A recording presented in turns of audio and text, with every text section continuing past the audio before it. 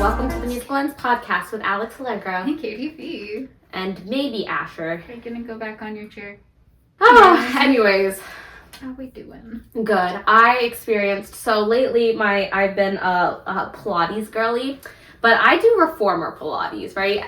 At 6 a.m, granted, which is very difficult for me, so like, it's a good workout, but it is nothing compared to the afternoon hot Pilates class I went to that was a strength class. Okay. And my problem with it was like I could do all of these exercises in a normal setting, right? Mm-hmm. It was the fact that it was a hot Pilates class, and I've never done hot Pilates before, so the room is heated to 100 degrees. That's a no for me. My problem don't even want to be outside in that weather. I don't want to exercise in it. My problem is, first of all, I lost pretty much like all the water weight in my body. I feel like I was like, holy, like I snatched real fast, right?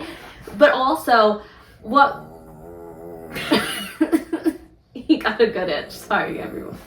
So, my problem with it was more it's the cardio, which as a performer, I know I shouldn't be saying, but like I can dance in some pretty humid environments. Like if I'm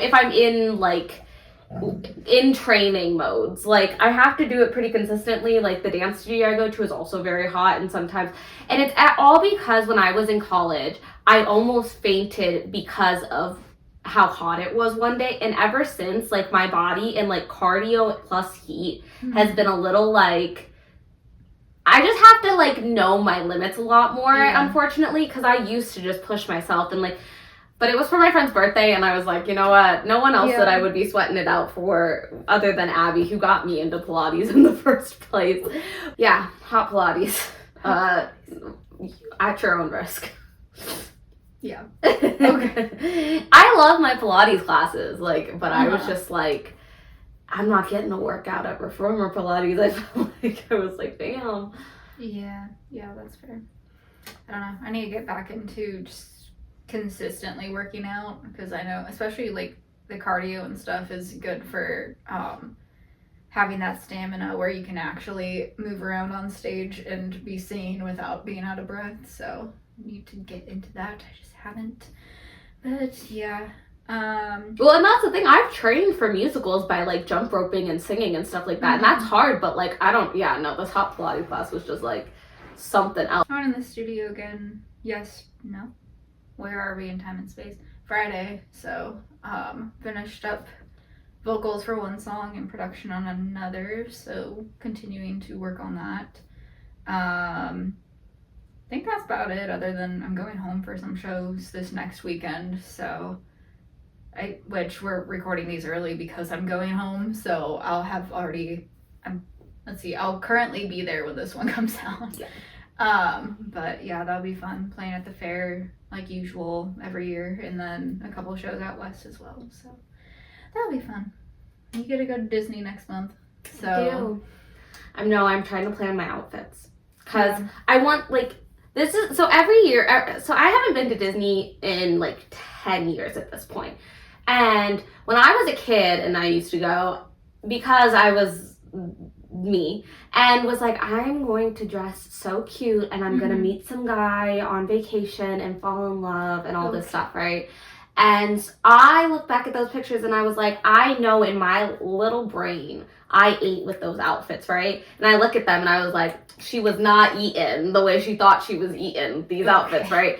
But now I'm an adult and can actually like dress cute and like have cute pictures with my boyfriend. So I'm like determined to look cute. And so I'm like on Etsy. If you guys know, maybe this probably isn't the right podcast to be asking this kind of question, but if you know any cute Disney like clothing shops, like I'd love to support a little small business, love to support like, you know, somebody just doing this out of their like small business.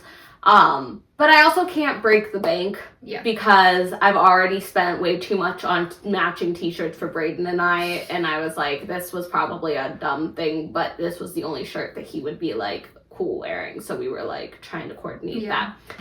And But I, like, kind of want an outfit, like, for the day, like, based on the park, you know, like, I have it in my head, but then I know I'm going to be spending, like, $200, and I was like, I really can't be doing that for outfits for Disney, like, that's kind of dumb. So, yeah, I'm, like, trying, and stuff that, like, I would wear outside of Disney, too. So, like, I like subtle things, like, that I know it is, but, like, it's not just, like, in your face, Mickey Mouse printed all over yeah, your body, you know, like, I like cute little nods. I love Miss Piggy. Okay. I love the Muppets, don't get enough. And I like Minnie Mouse, and I like Hollywood Studios a lot. So Okay. if you know of a place, just, you know, Yeah. in the comments. Yeah. Okay. Although I did see that the CMA, what was she? She's very high up on on CMA. She left. Oh yeah, there's a Belmont person I think taking over or something like that. And it was just, I just remember her from when we were at Belmont in, like, freshman year, and we, like, met the CMA heads, and she was on there. CMA names Brittany Schaefer as next Chief Executive Officer. Joins from Belmont, where she serves as Dean of Mike Curb College of Entertainment and Music Business, which I don't know when she became Dean for that, because I don't think she was Dean not when we were there. there. It was a guy. But, yeah, so I think I had noticed Belmont posting about it too and stuff, so. I just thought that was interesting just because I know so many people that have, like, interned through CMA and all that stuff, and have had mixed experiences with the organization, so I'm just interested to see how it will transition and where it will go from there. And I know just through, like, different things, clothing, like CMT and stuff like that, like, I just am interested to see where this transition will go. And because I know CMA Fest in general, I know they had a huge year this year, but, like, in years prior they've really tried to make it big, and just with current economical standings, like, where festivals are going to go at this moment. So I'm just interested to see what will happen with a new CEO in charge. Well, CMT's not closed. They don't really do much for original programming at the moment. Yeah. But they're still... Well, and they fired, like, most of their staff. Yeah, they laid off a lot of people. First I have Go Again by Riley Green and Hannah McFarland. And again, Riley is just collecting duets with country females, because, I mean, collecting duets, but then also, I mean, there's the alleged romance with Megan. I guess they never had a duet, but I feel like he's been associated really with popped up in the news lately again, I feel like, or at least on my, like, Instagram news of, like, her being... She said something of, like, oh, I'm very much purposely made it where you can easily Google who the song's about. Yeah. So...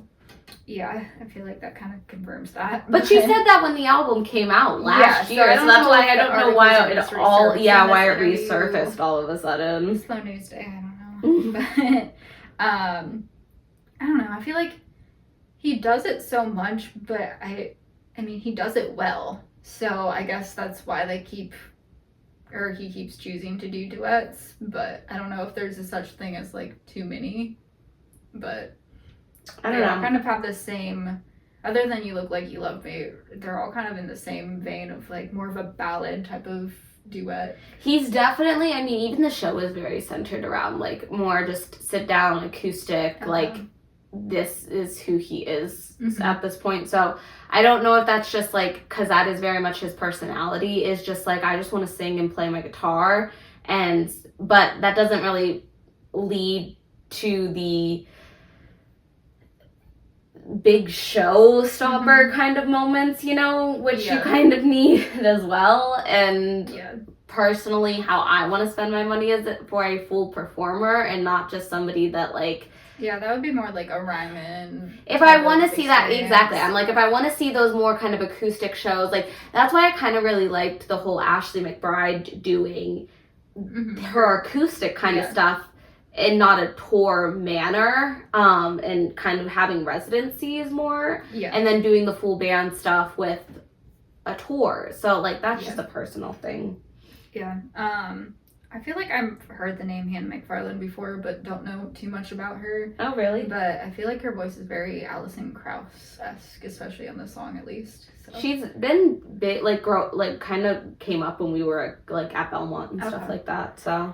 I don't remember exactly what it said, but a TikTok came up that was like, who is this girl on this song with Riley? They should have picked someone else, or something like being, like, mean. Oh. And then I go to the comments and they're like, I was ready to come fight for you, and then I realized this was you. So it was like her posting it herself, joking around.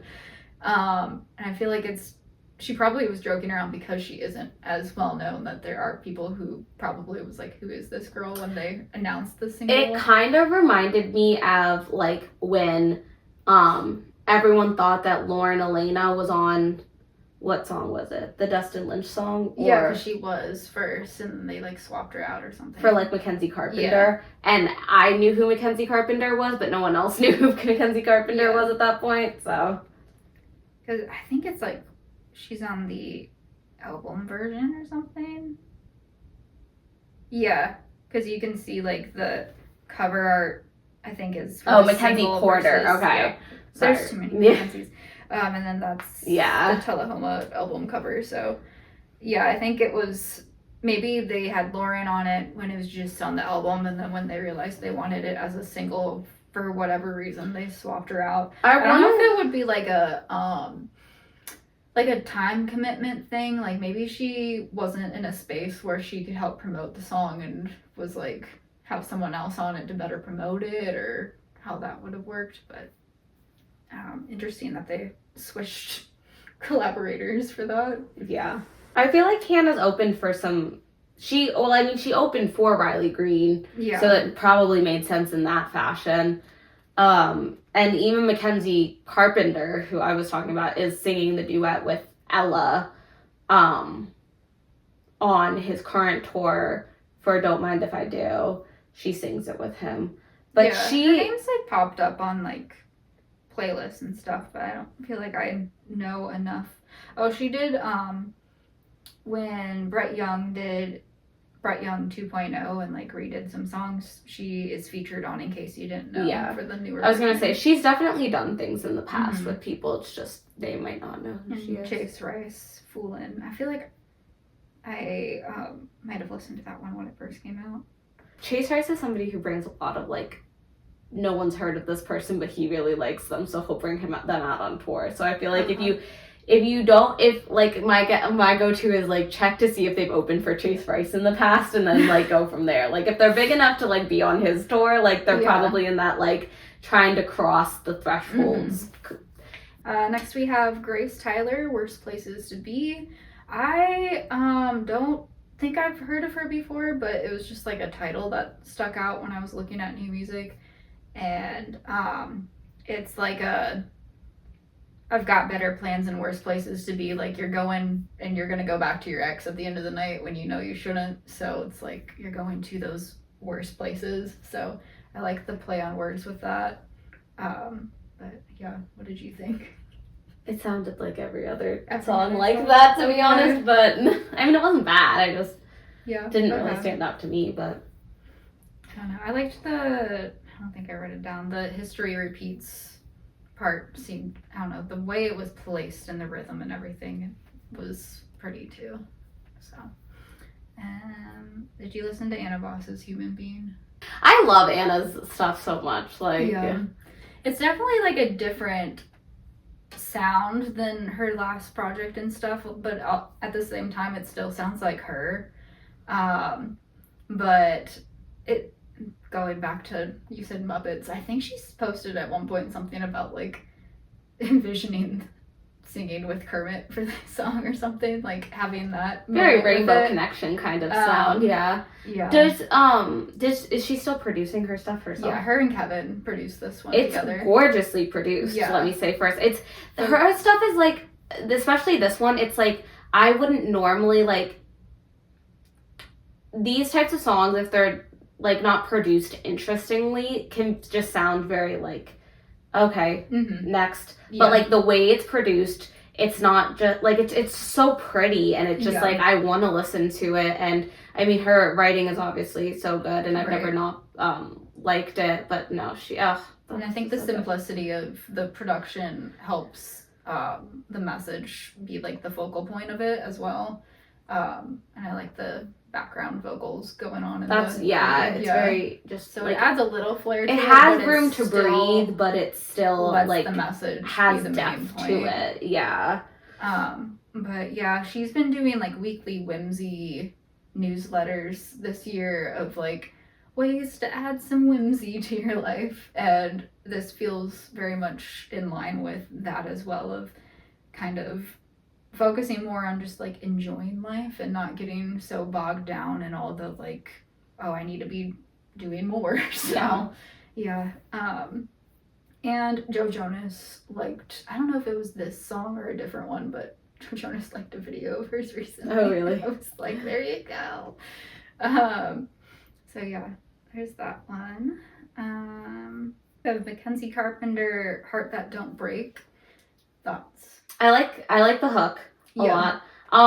Her stuff is very country sounding, and it's like, I feel like, also, again, my biggest thing is in a song's vocals just don't, like, I want the vocals on top of everything. Like, I want to hear. Make sure you can hear the words. But, and it's a little muffled, especially at the beginning, so I don't know what that was about. But, basically, because, I mean, now we are cutting so that way Alex can hear these if she hasn't heard them before, but to explain it to y'all too if you haven't heard the songs, it's like science has figured out all of these other things, so like when are they gonna make it? And I loved that whole hook of it. So I really love the catchiness of the end of the chorus for like the last couple lines leading up to the hook too, of how it changes up the melody, and it's very, I think it comes back later in the song too as like a kind of an outro type thing, but it's very hooky, very catchy. I feel like that's kind of in the vein that we've been writing in a lot lately in our writes, of like listing a bunch of stuff, and then in the chorus it's like, here's this other thing. Lauren Watkins, Better Love Next Time. I kind of knew where it was gonna go, obviously, but it was done so well with the like, I love the inclusion of the like, maybe good luck comes with goodbye. Just because I like when people do the play on like goodbye, like a good goodbye kind of a thing. And then with the better love next time. And having all those like good luck charm and superstition things thrown in to like play into the how it's better love next time instead of better luck next day. I like the shoot, what was it? It was like crying over spilled milk, but it was spilled reposado instead. Just because, again, I think it's like you hear these phrases all the time, but then if you change it up and say something else, it gets your attention of like, wait, what? Ooh, I like that instead. So Ashland Craft featuring Tyce Delk, Doesn't Have to Be That Way. We saw Tyce open for Ian Munsick when we went to him in Kentucky. So. Yeah, I don't remember his voice being that like gritty, having much texture to it. I think I was just too distracted by the fact that his band looked like children. Yes, I was gonna say we were trying to figure out what was going on. I just wanted to know if it was like him and his drummers like kids, or if it was like just random boys, or if it was like. Maybe they just looked really young and they weren't really young, because I've also had that happen before. Right. Like, I think I was distracted by that to like pay much attention to the actual performance. Yeah, that's fair. It was also just a very odd like setting. Like, it was a cool setting, but it was a very different setting for like where we were. So I was like, So I haven't checked out this whole album. This song just happened to be on a playlist, and so that's why I found this one. But it's actually on Ashland's Dive Bar Beauty Queen Deluxe album that came out this month. So it looks like the song was on the original album, but now this version adds Tyce to it, and she did that with like a few other songs on the album as well. So I don't know if there was any additions that were just her, or if it was just like and like brand new songs, or if it was just like, we're gonna add people to songs already on the album. But yeah, it's a cool vibe. It's very like soul country rock kind of thing. It has a cool groove to it. Yeah. So it's Ashley Ann, Seat of My Skirt is the next one. And obviously it's like just by the title alone, kind of figured it was going to be like a flying by the seat of my pants, but skirt instead of pants. I don't know why it felt weird though, to be honest. I was like, I like the vibe of it, and eventually I get it. Which is why I skipped ahead so you could hear that. But I definitely liked the bridge about it. Yeah. But like, I don't know why it just feels weird to me, but I was like, I like it, but I wish that the bridge point could have been like a point made throughout. That's what I was saying. Like, I was like, oh, okay, it's just like you're just flying, and like I get it because like you're a girl, so like the skirt part, but like I was like, I like besides like the bridge being like actually something to say. If it really is a man's world, then I ain't doing too bad for a girl, which I like that thought, and I think it ties in well with the hook. But that point probably should be made throughout the song to make the hook hit better. Yeah. Because if you're only having that in the bridge, it's like people might turn it off before they get to that point. Yeah. So, I guess that's an example of like the Better Love Next Time, how that was executed versus this one of using that common phrase and turning it, and if it is executed enough, I guess. I don't know. Okay. So Maddie, Lenhart, Empty Room, which call back to the last one that we talked about, which I think was the last month's new music, Newton's First Law. And I mentioned how on TikTok she posted about like the POV walking back to your car after making $1 in tips. Oh. And she used a comment on that video to then share this song. And I was like, I like that. That was smart. Well, I was gonna say the second that she got to the chorus, it like cut me with a knife, because, and I was like, oh my god, I'm gonna like sob here. As musicians, like, we can relate to literally playing to an empty room. So like, I love that she used that as like a metaphor for like a relationship as well. But, like, we can relate to the literal being on a stage and for just an empty room. Just with like the TikTok stuff, you know, like we talked about the trend of like nepo babies wouldn't have this. I don't know why at one point I really thought she was gonna say nepo babies don't have this. And then when she got to the chorus and I was like, oh wait, it's for love. It's not really about the empty room. Yeah. Like that was what really like got me, because I was like, when I was in one of my songwriting classes in college, they were like, nobody cares. Nobody wants to hear about musicians feeling bad for themselves as musicians. Yeah. And I was like, it always stuck with me, because I'm like, so now I look at it as like, yes, I do like some of this stuff that relates musicians to other musicians, because I am one myself, and like I get it, and I love those types of songs. Like I love songs that mention other songs and those kinds of things. But as a general public person, I think I'm like, nobody's gonna care about this. So when she started singing, and I was like, okay, this is like a good concept, and it's nice and it's pretty, but I was like, no one's gonna care about this song. And then especially when she, and like not to be like mean to her, it was just more of like I am now like in my brain like, okay, no one's gonna care about this song. But then when she got to the chorus and she said loving you's like playing into an empty room, then I was like, she turned it all around and she just like stabbed me, and I was like, oh my god, and I'm like sitting here about ready to like sob, and I was like, oh. So like it was just executed so well, and it's just like, that's good songwriting right there. It's like it leads you in one direction and then like it can take you to a different place, and I was like, oh, she got the whole room now, we're all singing, it's crying together. I also feel like it goes like, she could have just had the hook of loving you is playing to an empty room, like just that line, but she does like loving you, loving you, loving you, and I feel like, I don't know, something about that just like adds to it. Oh, I didn't even notice. And I love, but that's you're not even to the point yet, but like since you know the title, you kind of know that that's probably where it's going. So it's like loving you what? Loving you. Okay. Oh, okay, cool. Yeah. No, and I was like, I didn't even notice. So it like, when you notice, I think sometimes it's like, oh, you can hear it and it's cool, but sometimes you can notice it because it's too much. Yeah. And so like the fact that I didn't even notice it, like it's just like it flows so like, nicely. Okay, you don't need to repeat so much. Exactly. Yeah. No, I think it is executed well. Next is Scotty McCreery put out his like greatest hits album called 15, because it's been 15 years of his career, so he's celebrating 15 with it.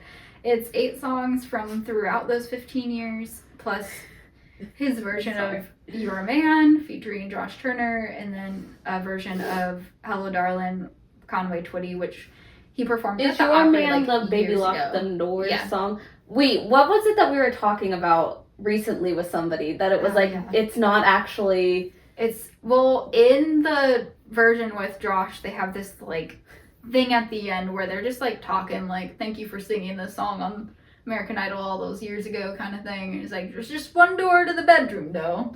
No, oh, yes! And I was like, no, because I thought he was just locking all the doors. Like, you lock the front door, then you lock the bedroom door, then you lock all the doors. I didn't even realize, maybe it's, yes, I knew that song separately as Josh Turner before hearing Scotty on Idol, because I was still watching American Idol at that point. But I don't know if it's maybe a Mandela effect created by his audition where he said the words wrong and then everyone started thinking those were the words. Because I always thought it was them doors. Yeah. So. I guess it's the door. Because there's only one door to the bedroom. No, them doors sounds better. I'm like, them doors. Turn them doors down. Now. Lock them doors. Turn the doors down. I don't know. Turn the doors down and lock the lights. There you go. There we go. That's what it Maybe is. lock them lights and turn the doors down low. I bit my tongue when I did. Oh no. But yeah. He performed Hello Darlin' on the Opry years ago, and like that was on YouTube forever. And I remember when I used to like use YouTube to listen to music, and I would just like play videos in a different tab while I'm doing other things. And I would listen to that song so often because it's so good. And he finally has his studio version of his cover of that song. So I'm so happy about that. There's one additional like new original on it called Been a Good Run, which feels like it makes sense to have that be a new song on there because like been a good run of these 15 years kind of thing. It sounds like he's dying or something though. No. Or retiring. Retiring would have been more appropriate. I'm sorry. And then the last one is Why Me Lord, which I didn't know what this was. When I first hit play, I was like, this sounds like Hello Darlin' almost, like melody-wise and stuff, so that was weird. But it's actually a song written by Chris Christopherson. Oh. So I guess another cover, but I don't know.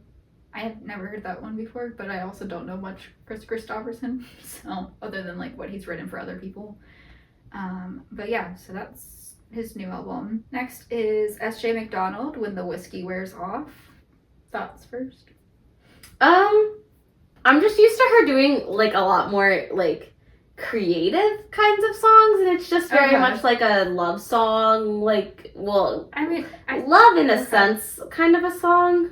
Like, it's very much what the hook is. Like, who will you be when the whiskey wears off? Right. Yeah. Just like you go home with someone from a bar and it's like, who will they be in the morning once you're sober? Is this going to be like a one night stand, or is this going to lead to something more kind of thing? Yeah. But I mean, I love the melody. I mean, her vocals are always so good. But I kind of like, maybe this is similar-ish to the point with Maddie's song, but I like how she like does like who will you be when the whiskey, and then doesn't finish the hook and goes into a whole nother like repeat of the melody before it gets to the hook.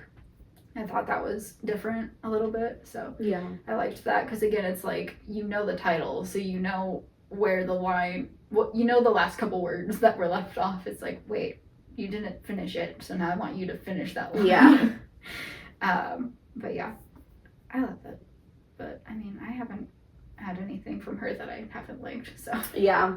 I'm just used to her, like, I don't know, it's just like, it's not like it's a bad song by any means, like, and she she's one of those people that I don't know, like, if it's just like, it's hard to break through in the subgenre of country that she's in, because like, she has a lot going for her all the time. Opening for Emily and Roberts right now, but she's also done a couple headliner shows recently, because I saw her post about like first headlining show in Illinois or something like that recently. But, yeah, I just thought she would have been where I think like Carter is. Yeah. like in the Okay. grand scheme of like the timelines of things. Like I expected her to go straight from Belmont to be like right, or like how Lou or Lauren was when she first had her first song pop off in country, had she kept pursuing that genre, I guess. Yeah. But I think it's just that subgenre. Sometimes it's like you either get like, cause like even Lauren Watkins, like all these people, like I've heard these names for so long that you think that they would be, but like even Emily Ann Roberts has been in this town for 10 plus years at this point, and it's taken her how long to even get to this point. Like, so it's just one of those things that it's like, sometimes it just takes longer for some reason. Yeah.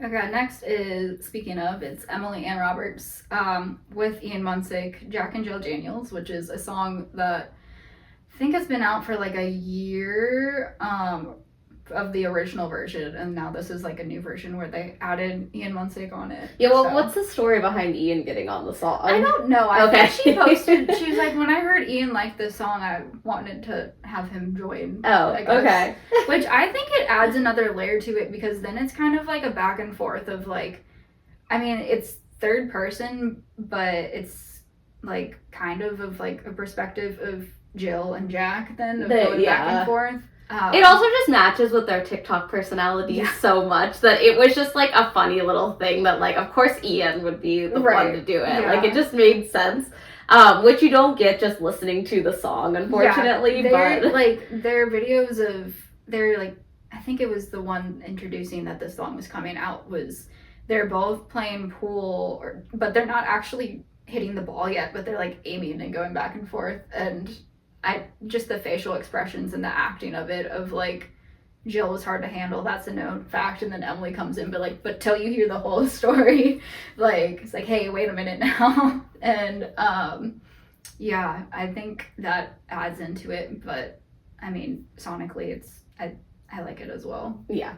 I did watch the visualizer for it, and I am confused though, because she does give him a beer bottle towards the end instead of a shot of Jack. It should be Jack. So, also, I don't think there's supposed to be an apostrophe in Daniels. But in the title it says Jack and Jill Daniels, like Daniel apostrophe S. Well, because it's their story. I guess. I don't know. I feel like it's not supposed to be there. Mae Estes, the 90s, I think I'm saying her name right, the 90s called. I think it sounds like Play Something Country mixed with Gretchen. Yeah, maybe. Here for the Party. So I think overall sonically, it's giving Gretchen, and visually I feel like she very much looks like Gretchen Wilson back in the day in the visuals for this one. But I'm just hearing maybe a little bit of a faster tempo version of Play Something. No, but I 1,000% went there too. But every time I think of that song, for some reason, I also sing Here for the Party. That's why. I don't know why. Yeah. Very much 90s honky tonk vibes. But I just think the melody needs to be a little more original, because I think it's a little too close to Play Something Country. But it is a fun song, and like I've been seeing the visuals and stuff for teasing it and all that, and that's been fun. You could have so much fun with that. I'm like, hello Vince, where'd you come from? You could have so much fun with that that's just like a good tank top too. It's like embroidered, it says the 90s called. Like a fun, that's like a song you put in a show, for sure. And like Caylee Hammack, Must Be Nice, which is very much just like a women are doing all the work kind of thing. Like, must be nice to have a wife is the full hook. It's just like women do all the work while the men just like sit around or go to the bar, and they come home to clean clothes. I don't and do that shit with men. They gotta put in some work. So it's very much, I mean, I love her voice, and I love the like little vibrato thing that she has and stuff. It makes me think of like Loretta Lynn and the type of songs that she would sing. Having that commentary about women and like commenting on their roles, I guess, of how it shouldn't just be them working. So yeah. Did you have any other? No, No. just Okay. yeah. It's a nice, again, like fun, like She's another one who's does great at doing the videos for things and like has such personality like in the visuals for the songs and stuff. So that's what caught my attention, was seeing it on, I think, TikTok or Reels or something first, was her just singing it. So yeah, I think it's interesting like that we say these things, because I know like video and like a music video form is kind of like a dying art, and people are like, why are you spending money on a music video? But I think we're replacing it with like short form music videos, essentially, of like having those really strong images as visualizers and like TikTok content. And so it's like, it may not be like a full music video that you set out to make, but it's like that same kind of storyboarded concept of like big visuals, just for like only a verse and a chorus, or only a chorus. And like, so thinking about it maybe in like okay, I'm going to film a music video, or even just like formatting wise of like you're doing the like vertical version versus horizontal. Exactly. Like, so like think of it maybe as like when you're going into prep for a single release, of like, make it a day of like, I'm going to film basically a music video with as many versions, as many like things to make like 2 months worth of content. So A, you're never out of content. B, you have those strong visualizers, and you're not like, even though I know that some things aren't supposed to be like when we were talking to Miggy, she was like, the most basic, like my hair's washed, I just have like nothing on, was what I was gonna say, but not like that, like nothing like sparkly to like catch your attention, is like what does the great sometimes. But like also this kind of stuff, like I think, and that's like the art part of it. Like I think that's, while I can appreciate that that's kind of the stuff that people are looking for maybe to go viral and stuff, sometimes it's like also that's not exactly like what we as artists want to put out there.